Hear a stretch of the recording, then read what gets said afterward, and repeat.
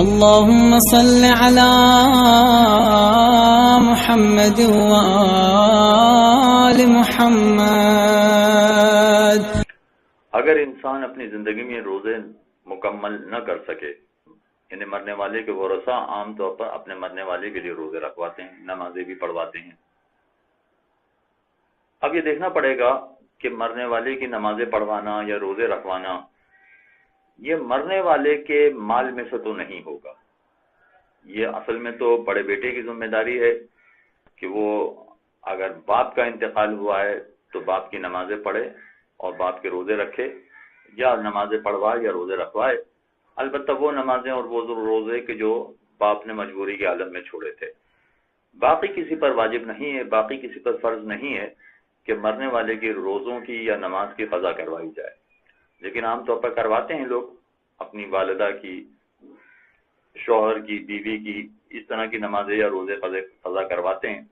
اور یہ بہت اچھا عمل ہے۔ ہمارے معاشرے میں اس کو انجام دیا جاتا ہے اور مزید اس کو آگے انجام دیا جانا چاہیے۔ لیکن ایک مسئلہ آیت اللہ سیستانی کا اس سلسلے میں بڑا اہم ہے ان افراد کے لیے کہ جو اپنے مرنے والوں کے روزے رکھوانا چاہتے ہیں۔ وہ یہ فرماتے ہیں کہ اگر آپ اپنے مرنے والوں کے روزے رکھوائیں تب بھی کوئی حرج نہیں ہے، اور روزے رکھوانے کے بجائے روزے کا فدیہ ادا کر دیں تب بھی روزوں کی ادائیگی ہو جائے گی۔ مثلا فرض کیجئے کہ مرنے والے نے 5 سال تک روزے نہیں رکھے تھے، تو پہلے تو یہ دیکھنا پڑے گا کہ کیا مرنے والے نے کسی مجبوری کی وجہ سے روزے چھوڑ دیے ہیں۔ اگر مجبوری کی وجہ سے روزہ چھوڑ دیے ہیں تو پھر ایسی صورت میں تو خود مرنے والے پر بھی روزے واجب نہیں تھے۔ مثلا فرض کیجئے کہ ایک شخص 4 سال تک بیمار رہا اور اسی بیماری کے عالم میں اس کا انتقال ہو گیا، تو وہ 4 سال بیمار رہا تو خود روزہ رکھنے کے قابل نہیں تھا، لہذا اگر اس کا اسی بیماری میں انتقال ہو گیا ہے تو ورثاء پر بھی، ان کے لواحقین پر بھی واجب نہیں ہے کہ وہ اپنے مرنے والے کے روزے رکھوائیں، اس لیے کہ خود مرنے والے پر بھی یہ روزے واجب نہیں تھے۔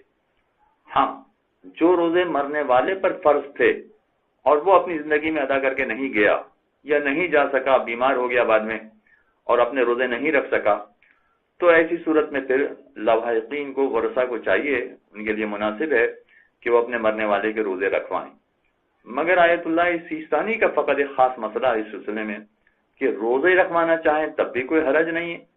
اور روزوں کا فدیہ ادا کر دینا چاہیں تب بھی کوئی حرج نہیں ہے۔ مثلا فرض کیجئے کہ اگر روزے رکھوائے جائیں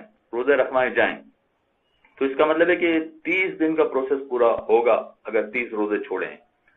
یا خود رکھیں گے وہ روزے یا کسی اور سے رکھوائیں گے، جس کو کہا جاتا ہے اجارے کے روزے رکھوانا۔ اگر اجارے کے روزے رکھوائے جائیں تو اس میں زیادہ معاوضہ ادا کرنا پڑتا ہے، 10,000، 12,000، 15,000، عین ممکن ہے اس سے بھی زیادہ ادا کرنا پڑے۔ لیکن آیت اللہ سیستانی فرماتے ہیں کہ یہ روزے رکھوانے کے بجائے اگر روزے کا فدیہ ادا کر دیا جائے تب بھی کوئی حرج نہیں۔ فدیہ کا مطلب یہ ہوا کہ ہر روزے کے بدلے میں 3 پاؤ آٹا کسی غریب کو دینا ہے، مگر اس غریب میں شرط یہ ہے کہ وہ شیعہ ہو، بے نمازی نہ ہو اور علل اعلان گناہ نہ کرتا ہو، احتیاط واجب کے طور پر۔ ایسے کسی غریب کو اگر 3 پاؤ آٹا دے دیا جائے تو ایک روزے کی ادائیگی ہو جائے گی۔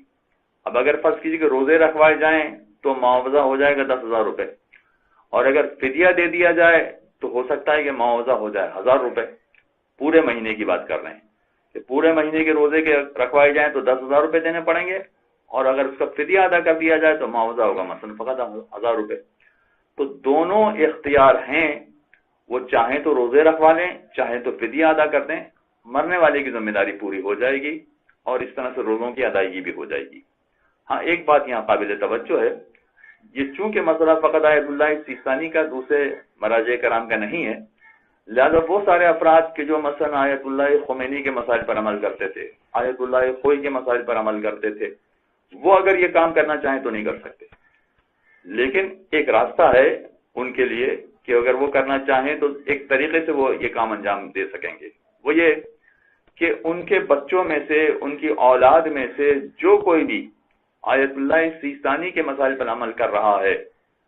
ان سے کہہ دیا جائے کہ تم اپنے دادا کے روزے کا فدیہ ادا کر دو، اپنی دادی، اپنی نانی جو بھی ہے مرنے والے، ان کا فدیہ ادا کر دو۔ تو چونکہ یہ بچے آیت اللہ سیستانی کے مسائل پر عمل کرنے والے ہوں گے، باپ عین ممکن ہے نہ ہو، دادا ممکن ہے آغا خوئی کے مسائل پر عمل کرنے والا ہو، تو باپ اور دادا تو یہ کام نہیں کر سکیں گے، لیکن بچے چونکہ آیت اللہ سیستانی کے مسائل پر عمل کرنے والے ہیں، وہ اگر اپنے دادا، اپنے نانا، اپنی دادی کے روزے اس طرح سے رکھنے کے بجائے روزے کا فدیہ ادا کر دیں